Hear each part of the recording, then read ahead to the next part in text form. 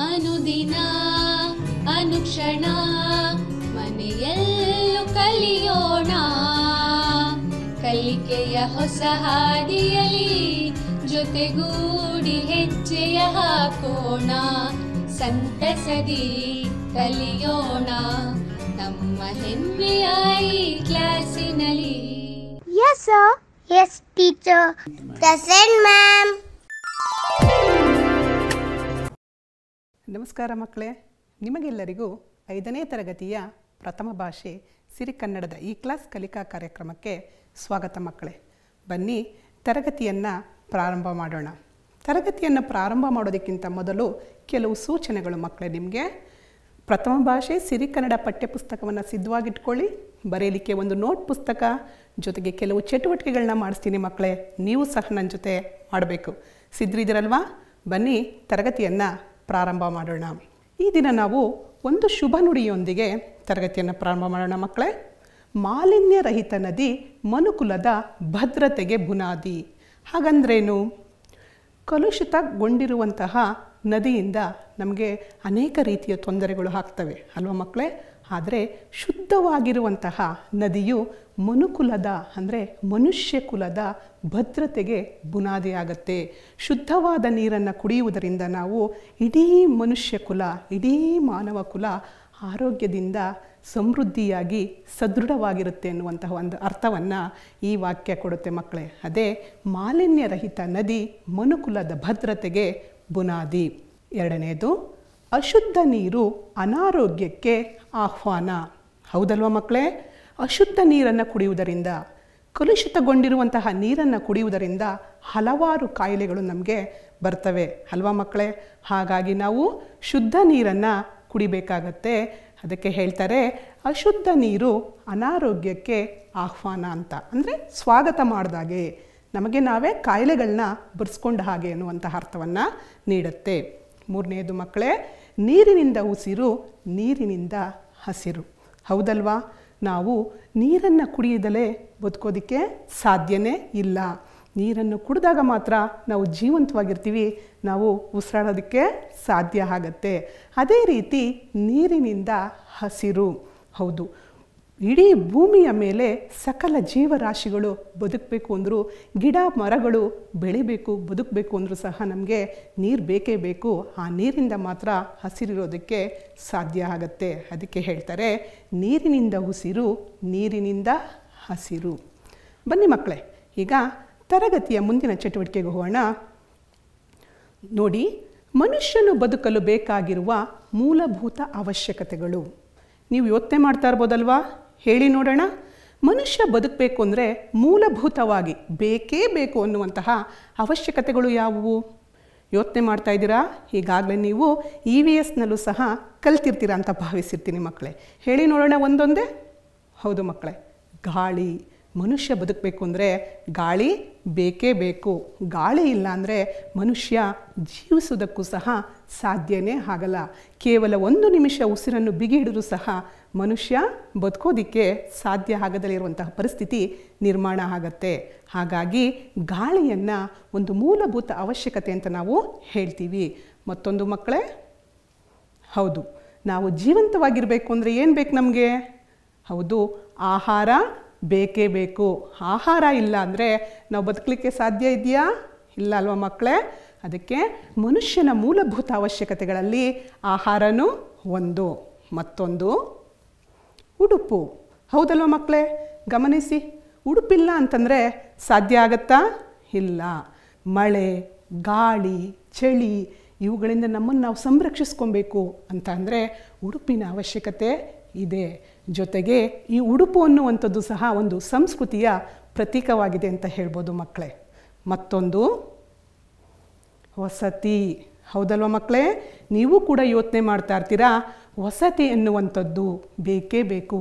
ನಾವು ಜೀವಿಸಬೇಕು ಅಂತಂದರೆ ಕ್ರೂರ ಮೃಗ, ಕ್ರೂರ ಪ್ರಾಣಿಗಳಿಂದ ನಮ್ಮನ್ನು ನಾವು ಸಂರಕ್ಷಿಸ್ಕೊಬೇಕು ಅಂತಂದರೆ, ಕ್ರಿಮಿಕೀಟಗಳಿಂದ ನಮ್ಮನ್ನು ನಾವು ಸಂರಕ್ಷಿಸ್ಕೊಬೇಕು ಅಂತಂದರೂ ಸಹ ನಮಗೆ ವಸತಿಯ ಅವಶ್ಯಕತೆ ಇದ್ದೇ ಇದೆ.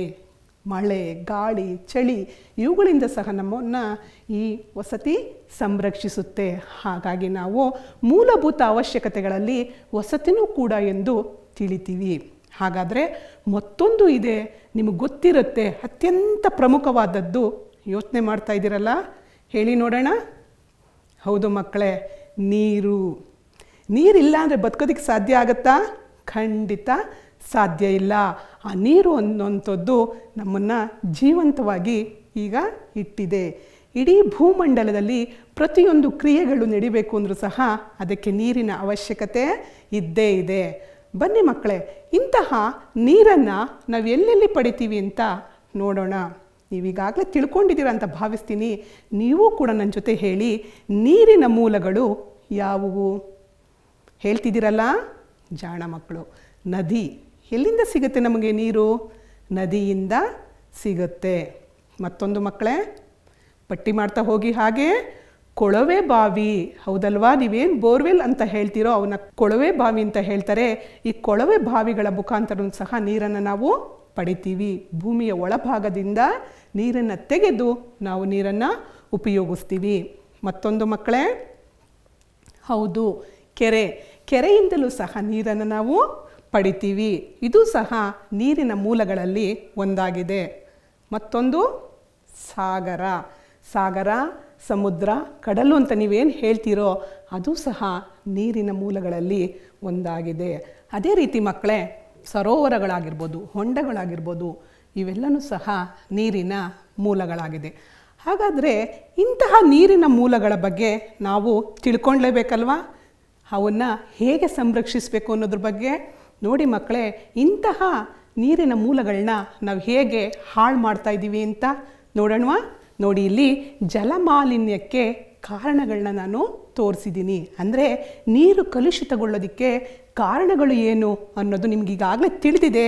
ಅದನ್ನು ನಾನು ಚಿತ್ರದ ಮುಖಾಂತರ ತೋರಿಸ್ತಾ ಇದ್ದೀನಿ. ಗಮನಿಸಿ ಮಕ್ಕಳೇ. ಮೊದಲನೇ ಚಿತ್ರವನ್ನು ಗಮನಿಸಿ. ಇಲ್ಲೇನು ಮಾಡ್ತಾ ಇದ್ದಾರೆ ಹೇಳಿ? ಕಸ, ಕಡ್ಡಿ ಇವುಗಳನ್ನೆಲ್ಲ ತುಂಬಿಕೊಂಡು ಲಾರಿಯಲ್ಲಿ ತಗೊಬಂದು ನೀರಿನಲ್ಲಿ ಸುರಿತಾ ಇದ್ದಾರೆ. ಹೀಗಾಗೋದ್ರಿಂದ ಏನಾಗುತ್ತೆ? ನೀರಿನ ಮೂಲಗಳು ಕಲುಷಿತಗೊಳ್ತವೆ. ಆಗ ಜಲಮಾಲಿನ್ಯ ಉಂಟಾಗತ್ತೆ.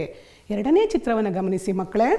ಈ ಎರಡನೇ ಚಿತ್ರದಲ್ಲಿ ಕೈಗಾರಿಕೆಗಳಿಂದ ಬಿಡುಗಡೆಯಾದಂತಹ ಕಲುಷಿತಗೊಂಡಿರುವಂತಹ ನೀರು ಆ ನೀರಿನ ಮೂಲವನ್ನು ಸೇರ್ತಾ ಇದೆ.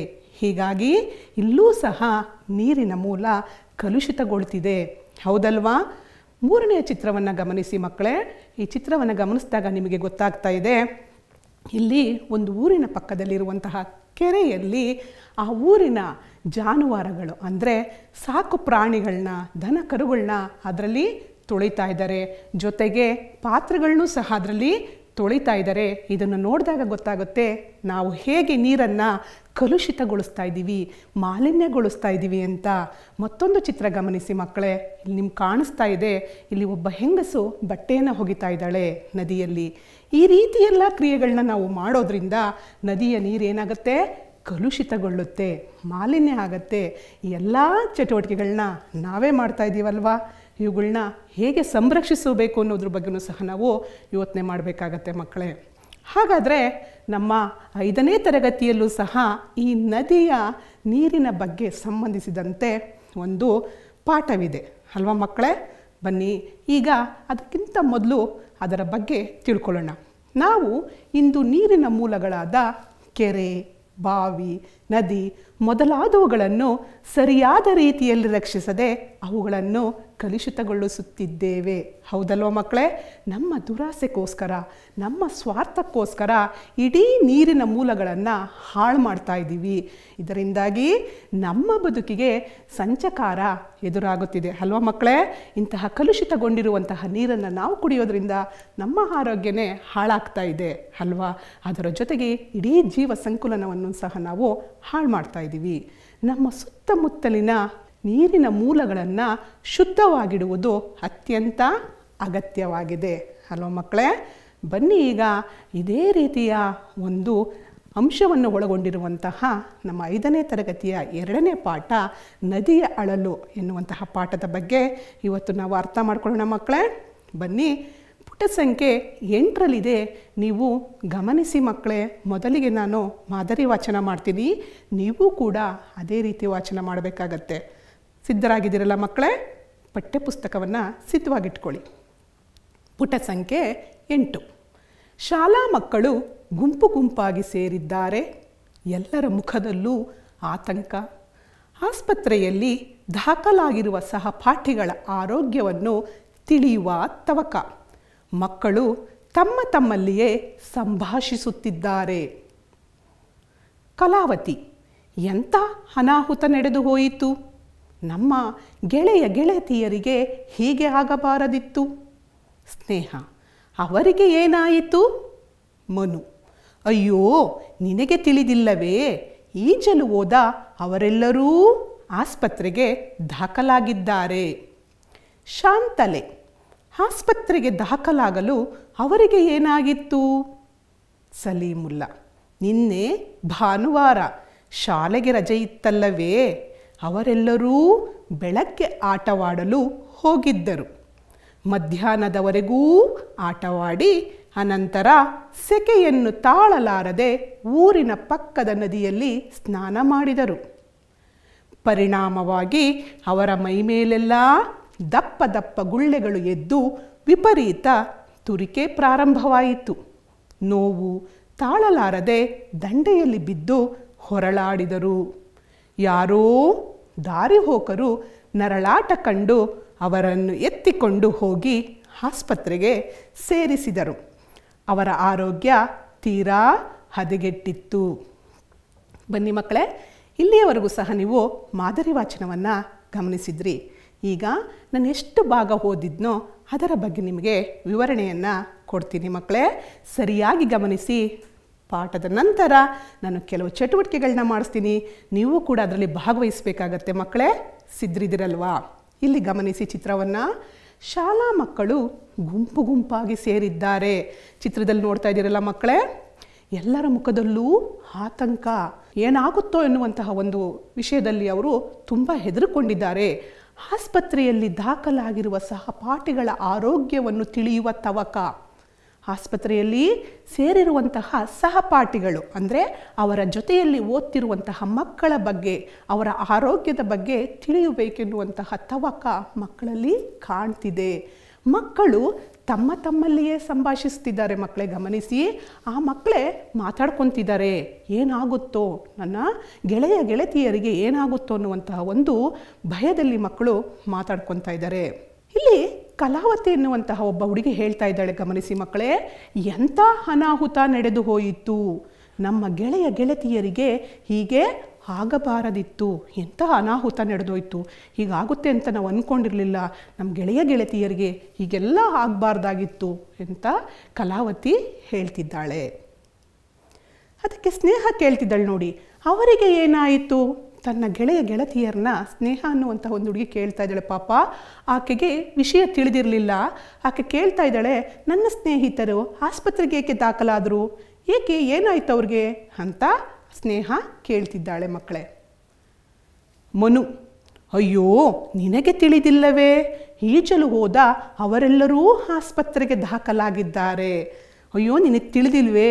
ನಿನಗೆ ಗೊತ್ತಿಲ್ವಾ? ಈಜಲು ಹೋದ ಅವರೆಲ್ಲರೂ ಆಸ್ಪತ್ರೆಗೆ ದಾಖಲಾಗಿದ್ದಾರೆ. ಅಂದರೆ ನದಿಯ ನೀರಿನಲ್ಲಿ ಈಜಲಿಕ್ಕೆ ಅಂತ ಹೋದಂತಹ ಮಕ್ಕಳು, ಸ್ನಾನ ಮಾಡಲಿಕ್ಕೆ ಅಂತ ಹೋದಂಥ ಮಕ್ಕಳು ಎಲ್ಲರೂ ಸಹ ಆಸ್ಪತ್ರೆಗೆ ದಾಖಲಾಗಿದ್ದಾರೆ. ಆಶ್ಚರ್ಯ ಆಗ್ತಾ ಇದೆ ಇವಳಿಗೆ, ಇನ್ನು ಯಾಕೆ ದಾಖಲಾಗಿದ್ದಾರೆ ಅಂತ. ಅಷ್ಟರಲ್ಲಿ ಶಾಂತಲೆ ಎನ್ನುವಂತಹ ಒಬ್ಬ ಹುಡುಗಿ ಕೇಳ್ತಾ ಇದ್ದಾಳೆ. ನೋಡಿ, ಆಸ್ಪತ್ರೆಗೆ ದಾಖಲಾಗಲು ಅವರಿಗೆ ಏನಾಗಿತ್ತು? ಹಾಗಾದರೆ ಅವ್ರು ಆಸ್ಪತ್ರೆಗೆ ಹೋಗಿದ್ದಾರೆ, ಅಲ್ಲಿ ಅಡ್ಮಿಟ್ ಆಗಿದ್ದಾರೆ ಅಂದರೆ ಅಂತಹ ಸ್ಥಿತಿ ಏನಾಗಿತ್ತು ಅಂತ ಇಲ್ಲಿ ಶಾಂತಲೆ ಎನ್ನುವಂತಹ ಒಂದು ಹುಡುಗಿ ಕೇಳ್ತಾ ಇದ್ದಾಳೆ. ಸಲೀಮುಲ್ಲಾ ಎನ್ನುವಂತಹ ಒಬ್ಬ ಹುಡುಗ ಹೇಳ್ತಾ ಇದ್ದಾನೆ, ನಿನ್ನೆ ಭಾನುವಾರ ಶಾಲೆಗೆ ರಜೆ ಇತ್ತಲ್ಲವೇ? ಅವರೆಲ್ಲರೂ ಬೆಳಗ್ಗೆ ಆಟವಾಡಲು ಹೋಗಿದ್ದರು ಅಲ್ವಾ ಮಕ್ಕಳೇ? ಭಾನುವಾರ ಇದ್ದಾಗ ನೀವೇನು ಮಾಡ್ತೀರಾ? ನೀವು ಕೂಡ ಅದೇ ಕೆಲಸ ಮಾಡ್ತೀರಲ್ವಾ? ರಜಾ ಇತ್ತು ಅಂತ ಆಟ ಆಡಲಿಕ್ಕೆ ಹೋಗ್ತಿರಲ್ಲ, ಹಾಗೆ ಈ ಮಕ್ಕಳು ಸಹ ಬೆಳಗ್ಗೆನೇ ಆಟ ಆಡಲಿಕ್ಕೆ ಅಂತ ಹೋಗಿದ್ದಾರೆ. ಅರೆ, ಮಧ್ಯಾಹ್ನದವರೆಗೂ ಆಟವಾಡಿ ನಂತರ ಸೆಕೆಯನ್ನು ತಾಳಲಾರದೆ, ಅನಂತರ ಆ ಮಕ್ಕಳಿಗೆ ಸೆಕೆಯನ್ನು ತಾಳಕ್ಕಾಗಲಿಲ್ಲ. ಅಂದರೆ ಬೆವರು ತುಂಬ ಬಂದಿದ್ದರಿಂದ ಅವ್ರಿಗೇನು ಅನಿಸ್ತು ಅಂದರೆ ಸ್ನಾನ ಮಾಡಬೇಕು ಅನಿಸ್ತು. ಹಾಗಾಗಿ ಏನು ಮಾಡಿದ್ರು ಅಂದರೆ ಆ ಊರಿನ ಪಕ್ಕದ ನದಿಯಲ್ಲಿ ಸ್ನಾನ ಮಾಡಲಿಕ್ಕೆ ಅಂತ ಹೋಗ್ತಾರೆ. ಹಾಗಂತ ಸಲೀಮುಲ್ಲಾ ಇಲ್ಲಿ ಹೇಳ್ತಾ ಇದ್ದಾನೆ. ಅವರು ಸ್ನಾನ ಮಾಡಲಿಕ್ಕೆ ಹೋಗಿದ್ರಿಂದ ಏನಾಯಿತು ಗೊತ್ತಾ? ಅವರಿಗೆ ಪರಿಣಾಮವಾಗಿ ಅವರ ಮೈ ಮೇಲೆಲ್ಲ ದಪ್ಪ ದಪ್ಪ ಗುಳ್ಳೆಗಳು ಎದ್ದು ವಿಪರೀತ ತುರಿಕೆ ಪ್ರಾರಂಭವಾಯಿತು. ಅಂದರೆ ಆ ಮಕ್ಕಳ ಮೈ ಮೇಲೆ, ಅಂದರೆ ಸ್ನಾನ ಮಾಡಲಿಕ್ಕೆ ಯಾವ ಮಕ್ಕಳು ಹೋಗಿದ್ರೋ ಅವರ ಮೈ ಮೇಲೆಲ್ಲ ಏನಾಯಿತು, ಸಣ್ಣ ಸಣ್ಣ ಗುಳ್ಳೆ ಅಲ್ಲ, ದಪ್ಪ ದಪ್ಪ ಗುಳ್ಳೆಗಳು ಎದ್ದೊಳೋದಕ್ಕೆ ಪ್ರಾರಂಭ ಆಗುತ್ತೆ. ಜೊತೆಗೆ ತುರಿಕೆ, ನೆವೆ, ಕೆರೆತ ಅಂತ ನೀವೇನು ಹೇಳ್ತೀರೋ ಅದು ಪ್ರಾರಂಭ ಆಗುತ್ತೆ. ಕೊನೆಗೆ ಮಕ್ಕಳು ಏನು ಮಾಡ್ತಾರೆ ಅಂದರೆ ನೋವು ತಾಳಲಾರದೆ ದಂಡೆಯಲ್ಲಿ ಬಿದ್ದು ಹೊರಳಾಡಿದರು. ನದಿಯ ದಂಡೆಯಲ್ಲಿ ಬಿದ್ದು ಹೊರಳಾಡಿದ್ರು ಅಂತ ಇಲ್ಲಿ ಸಲೀಮುಲ್ಲಾ ತನ್ನ ಸ್ನೇಹಿತರಿಗೆ ಹೇಳ್ತಾ ಇದ್ದಾನೆ. ಜೊತೆಗೆ ಹೇಳ್ತಾನೆ ಅವನು, ಯಾರೋ ದಾರಿ ಹೋಕರು ಅಂದರೆ ಯಾರು ಮಕ್ಕಳೇ? ದಾರಿಯಲ್ಲಿ ನಡೆದುಕೊಂಡು ಹೋಗ್ತಾ ಇರ್ತಾರಲ್ಲ ಅಪರಿಚಿತ ವ್ಯಕ್ತಿಗಳು, ಅವರನ್ನು ದಾರಿ ಹೋಕರು ಅಂತ ಕರೀತಾರೆ. ಆ ದಾರಿ ಹೋಕರು ಏನು ಮಾಡ್ತಾರೆ ಅಂದರೆ ಆ ಮಕ್ಕಳು ನೋವನ್ನು ಪಡುತ್ತಿದ್ದದನ್ನ ನೋಡಿ ಆ ಮಕ್ಕಳನ್ನು ಎತ್ಕೊಂಡೋಗಿ ಆಸ್ಪತ್ರೆಗೆ ಸೇರಿಸ್ತಾರೆ. ಅವರ ಆರೋಗ್ಯ ತೀರಾ ಹದಗೆಟ್ಟಿತ್ತು ಅಂತ ಇಲ್ಲಿ ಸಲೀಮುಲ್ಲಾ ತನ್ನ ಸ್ನೇಹಿತರಿಗೆ ಹೇಳ್ತಿದ್ದಾನೆ. ನೋಡಿ ಮಕ್ಕಳೇ, ಈ ಚಿತ್ರವನ್ನು ಗಮನಿಸಿ. ಇಲ್ಲಿ ಮಕ್ಕಳು ಆಸ್ಪತ್ರೆಗೆ ಬರುತ್ತಾರೆ, ವೈದ್ಯರೂ ಸಹ ಪರೀಕ್ಷಾ ಕೊಠಡಿಯಿಂದ ಹೊರಬರುತ್ತಾರೆ. ಮಕ್ಕಳು ತನ್ನ ಸ್ನೇಹಿತರನ್ನು ನೋಡಬೇಕು ಅಂತ ಏನು ಮಾಡ್ತಾರೆ ಅಂದರೆ ಆ ಮಕ್ಕಳು ದಾಖಲಾಗಿರುವಂತಹ ಒಂದು ಆಸ್ಪತ್ರೆಗೆ ಬರ್ತಾರೆ. ಆ ಸಮಯಕ್ಕೆ ಸರಿಯಾಗಿ ಆ ಮಕ್ಕಳನ್ನು ಪರೀಕ್ಷಿಸುತ್ತಿದ್ದಂತಹ ವೈದ್ಯರೂ ಕೂಡ ಕೊಠಡಿಯಿಂದ ಹೊರಬರ್ತಾರೆ. ಅಲ್ಲಿಗೆ ಬಂದಂತಹ ದಿಲೀಪ್ ಕೇಳ್ತಾನೆ, ನಮ್ಮ ಗೆಳೆಯರ ಸ್ಥಿತಿ ಹೇಗಿದೆ ಡಾಕ್ಟರ್? ನಮ್ಮ ಗೆಳೆಯರು ಹೇಗಿದ್ದಾರೆ? ಇಲ್ಲೇ ದಾಖಲಾಗಿರುವುದರಿಂದ ಅವರ ಸ್ಥಿತಿ ಹೇಗಿದೆ ಅಂತ ಹೇಳಿ ಡಾಕ್ಟರ್ ಅಂತ ದಿಲೀಪ್ ಕೇಳ್ತಿದ್ದಾನೆ. ಅದಕ್ಕೆ ವೈದ್ಯರು ಹೇಳ್ತಿದ್ದಾರೆ, ಮಕ್ಕಳೇ, ಡಾಕ್ಟರ್ ಅಂದರೆ ವೈದ್ಯರು. ಇನ್ನು ಏನನ್ನೂ ಹೇಳುವಂತಿಲ್ಲ ಮಕ್ಕಳೇ, ಆದರೆ ಚಿಂತೆಗೆ ಕಾರಣವಿಲ್ಲ ಅಂತ ತೋರುತ್ತದೆ. ನೀವು ಹೆದರುವಂತಹ ಪರಿಸ್ಥಿತಿ ಇಲ್ಲ ಮಕ್ಕಳೇ, ನಾನಿನ್ನೂ ಏನು ಪೂರ್ಣ ಹೇಳಲಿಕ್ಕೆ ಸಾಧ್ಯ ಇಲ್ಲ, ಆದರೆ ನೀವು ಚಿಂತೆ ಮಾಡುವಂತಹ, ಯೋಚನೆ ಮಾಡುವಂತಹ ಅವಶ್ಯಕತೆ ಇಲ್ಲ ಅಂತ ನನಗನ್ಸುತ್ತೆ ಮಕ್ಕಳೇ ಅಂತ ಇಲ್ಲಿ ವೈದ್ಯರು ಹೇಳ್ತಾ ಇದ್ದಾರೆ ಮಕ್ಕಳೇ. ಹಾಗಾಗಿ ರಮ್ಯಾ ಕೇಳ್ತಾ ಇದ್ದಾಳೆ, ಅವರಿಗೆ ಏನಾಗಿತ್ತು ಡಾಕ್ಟರ್? ಅಂದರೆ ನನ್ನ ಸಹಪಾಠಿಗಳು, ನನ್ನ ಗೆಳೆಯ ಗೆಳತಿಯರು ಬಂದು ಇಲ್ಲಿ ದಾಖಲಾಗಿದ್ದಾರಲ್ಲ, ಅವರಿಗೆ ಏನಾಗಿತ್ತು ಅಂತ ರಮ್ಯಾ ಕುತೂಹಲದಿಂದ ಡಾಕ್ಟರ್ ಅಂದರೆ ವೈದ್ಯರನ್ನು ಕೇಳ್ತಿದ್ದಾಳೆ. ಅದಕ್ಕೆ ವೈದ್ಯರು ಹೇಳ್ತಾರೆ, ಅವರಿಗೆ ನದಿಯ ನೀರಿನ ಮಾಲಿನ್ಯದ ಸೋಂಕು ತಗಲಿದೆ. ಪರಿಣಾಮವಾಗಿ ಇಡೀ ದೇಹದಲ್ಲಿ ಗುಳ್ಳೆಗಳೆದ್ದಿವೆ. ತುರಿಕೆ ತಡೆಯಲಾರದೆ ಮೂರ್ಛೆ ಹೋಗಿದ್ದಾರೆ. ಇಲ್ಲಿ ಗಮನಿಸಿ ಮಕ್ಕಳೇ, ಹೇಳ್ತಿದ್ದಾರೆ ವೈದ್ಯರು, ನದಿಯ ನೀರಿನ ಮಾಲಿನ್ಯದ ಸೋಂಕು ತಗುಲಿದೆ. ಸೋಂಕು ಅಂದರೆ ಒಬ್ಬರಿಂದ ಮತ್ತೊಬ್ಬರಿಗೆ ಹರಡುವಂತಹ ರೋಗ. ಕಲುಷಿತಗೊಂಡಿರುವಂತಹ ನೀರಿನಲ್ಲಿ ಮಕ್ಕಳು ಸ್ನಾನ ಮಾಡಿದ್ರಿಂದ ಆ ಸೋಂಕು ತಗುಲಿದೆ. ಜೊತೆಗೆ ಇವರು ಇಡೀ ದೇಹದಲ್ಲಿ ಗುಳ್ಳೆಗಳೆದ್ದಿವೆ. ತುರಿಕೆ ತಡೆಯಲಾರದೆ ಮೂರ್ಛೆ ಹೋಗಿದ್ದಾರೆ. ಮೂರ್ಛೆ ಅಂದರೆ ಪ್ರಜ್ಞೆ ತಪ್ಪುವುದು, ಎಚ್ಚರ ತಪ್ಪುವುದು ಅಂತ ನಾವು ಹೇಳ್ತೀವಿ. ಹಾಗಾಗಿ ದೀಪಕ್ ಕೇಳ್ತಿದ್ದಾನೆ, ಅವರ ಜೀವಕ್ಕೆ ಏನೂ ಅಪಾಯವಿಲ್ಲ ತಾನೇ? ಇಲ್ಲಿ ಮೂರ್ಛೆ ಹೋಗಿದ್ದಾರೆ ಮಕ್ಕಳು, ಎಚ್ಚರ ತಪ್ಪಿದ್ದಾರೆ, ಅವರ ಆರೋಗ್ಯದ ಸ್ಥಿತಿ ತೀರಾ ಹದಗೆಟ್ಟಿದೆ.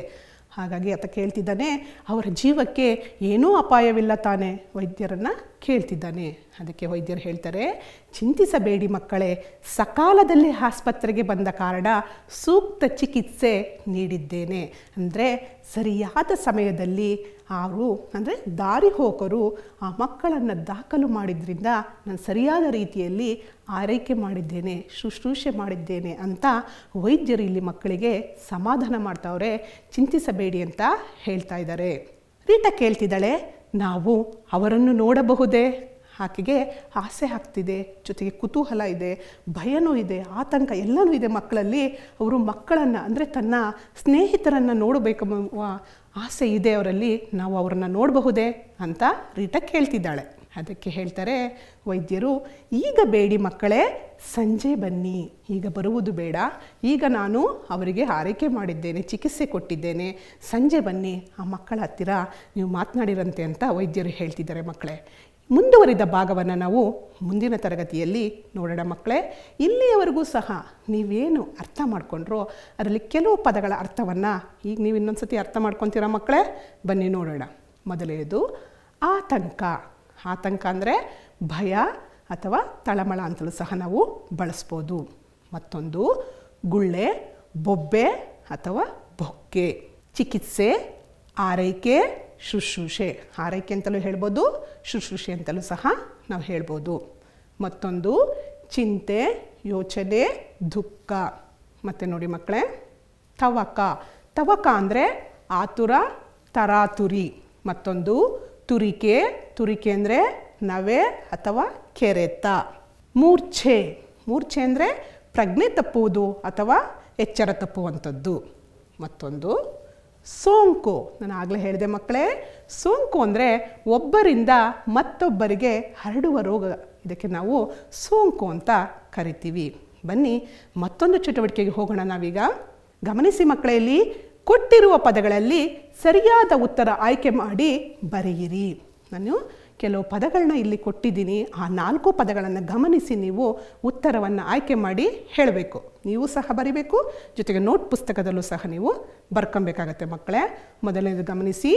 ಮಕ್ಕಳ ಮೈ ಮೇಲೆಲ್ಲ ದಪ್ಪ ದಪ್ಪ ಗುಳ್ಳೆಗಳು ಎದ್ದು ಡ್ಯಾಶ್ ಪ್ರಾರಂಭವಾಯಿತು. ಗಮನಿಸಿ. ನೋವು, ತುರಿಕೆ, ಸಂತೋಷ, ಆಸಕ್ತಿ. ಈ 4 ಪದಗಳಲ್ಲಿ ಯಾವುದು ಮಕ್ಕಳೇ ಸರಿಯಾದ ಉತ್ತರ? ಹೌದು ಮಕ್ಕಳೇ, ಸರಿಯಾದ ಉತ್ತರ ತುರಿಕೆ. ತುರಿಕೆ ಪ್ರಾರಂಭವಾಯಿತು. ಮಕ್ಕಳ ಮೈ ಮೇಲೆಲ್ಲ ದಪ್ಪ ದಪ್ಪ ಗುಳ್ಳೆಗಳು ಎದ್ದು ತುರಿಕೆ ಪ್ರಾರಂಭವಾಯಿತು. ಇದು ನಿಮ್ಮ ಪಠ್ಯಪುಸ್ತಕದಲ್ಲಿದೆ ಮಕ್ಕಳೇ, ಹಾಗೆ ನಿಮ್ಮ ನೋಟ್ ಪುಸ್ತಕದಲ್ಲೂ ಸಹ ನೀವು ಬರ್ಕೊಳ್ಳಿ. ಮತ್ತೊಂದು ಎರಡನೇದು ಗಮನಿಸಿ ಮಕ್ಕಳೇ. ಮಕ್ಕಳು ಬೆಳಗ್ಗೆ ಡ್ಯಾಶ್ ಹೋಗಿದ್ದರು. ಈಗಾಗಲೇ ನಿಮ್ಗೆ ಹೇಳಿದ್ದೆ ನಾನು, ಭಾನುವಾರ ಎಲ್ಲಿಗೆ ಹೋಗಿದ್ರು ಅವರು ಬೆಳಗ್ಗೆ ಅಂತ ಹೇಳಿದ್ದೆ ಅಲ್ಲ ಮಕ್ಕಳೇ. ಮೊದಲನೇದು ಆ ಆಟವಾಡಲು, ಆ ಕೆಲಸ ಮಾಡಲು, ಈ ಸ್ನಾನ ಮಾಡಲು, ಈ ಚಿತ್ರ ಬರೆಯಲು. ಈ 4 ಪದಗಳಲ್ಲಿ ಸರಿಯಾದ ಪದವನ್ನು ನೀವು ಆಯ್ಕೆ ಮಾಡಿ ಬರೀರಿ ಮಕ್ಕಳೇ. ಬರೀತಿದ್ದೀರಲ್ಲ ನೋಡಿ, ಸರಿಯಾದ ಉತ್ತರ ಅಲ್ವಾ? ಮಕ್ಕಳು ಬೆಳಗ್ಗೆ ಆಟವಾಡಲು ಹೋಗಿದ್ದರು. ಮತ್ತೊಂದು ಚಟುವಟಿಕೆಗೆ ಹೋಗೋಣವಾ? ಬನ್ನಿ. ಕೆಳಗಿನ ಪ್ರಶ್ನೆಗಳಿಗೆ ಉತ್ತರಿಸಿ. ಮೊದಲನೇ ಪ್ರಶ್ನೆ ಮಕ್ಕಳೇ, ಯಾರಿಗೆ ಮಾಲಿನ್ಯದ ಸೋಂಕು ತಗುಲಿತ್ತು? ಯಾರಿಗೆ ಮಾಲಿನ್ಯದ ಸೋಂಕು ತಗುಲಿತ್ತು? ಉತ್ತರ ಗೊತ್ತಾಗಿದೆಯಲ್ಲ ಈಗಾಗಲೇ ನಿಮಗೆ. ಯಾರಿಗೆ ತಗುಲಿತ್ತು ಮಕ್ಕಳೇ? ಹೌದು, ಶಾಲಾ ಮಕ್ಕಳಿಗೆ ಮಾಲಿನ್ಯದ ಸೋಂಕು ತಗುಲಿತ್ತು. ಉತ್ತರ ಬರ್ಕೊಳ್ಳಿ ಮಕ್ಕಳೇ ನಿಮ್ಮ ನೋಟ್ ಪುಸ್ತಕದಲ್ಲಿ. ಎರಡನೆಯ ಪ್ರಶ್ನೆಗೆ ಬರೋಣ. ಗಮನಿಸಿ. ಗೆಳೆಯ ಗೆಳತಿಯರು ಎಲ್ಲಿ ಸ್ನಾನ ಮಾಡಿದರು?